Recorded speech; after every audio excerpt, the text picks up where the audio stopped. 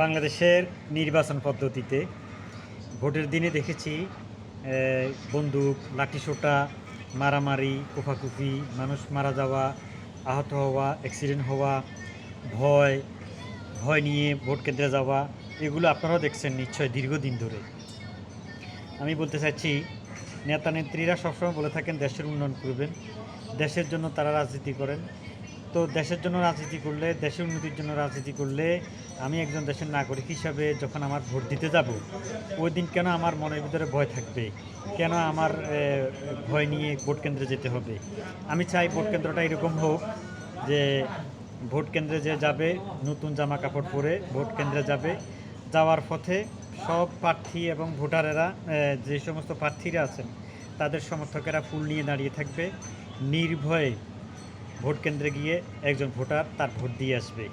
কোনো বাধা থাকবে না, কোনো ভয় থাকবে না, আনন্দ এবং উৎসবমুখর পরিবেশে নির্বাচন হবে, ঈদের মতো নির্বাচন হবে।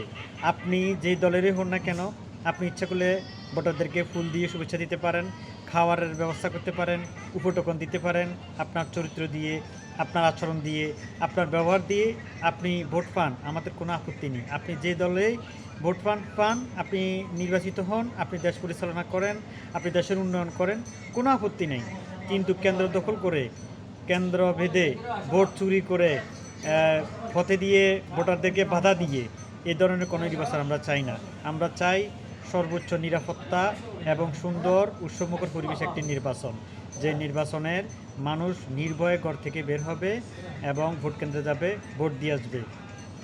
এই ধরনের এরকম যদি আপনাদের মানসিকতা থাকে, তাহলে আমার যে কথার সাথে যদি একমত থাকেন, তাহলে সবাই আওয়াজ তোলেন একসাথে, নিরাপদে ভোট দিতে যেতে চাই, নিরাপদে ভোট দিয়ে আসতে চাই।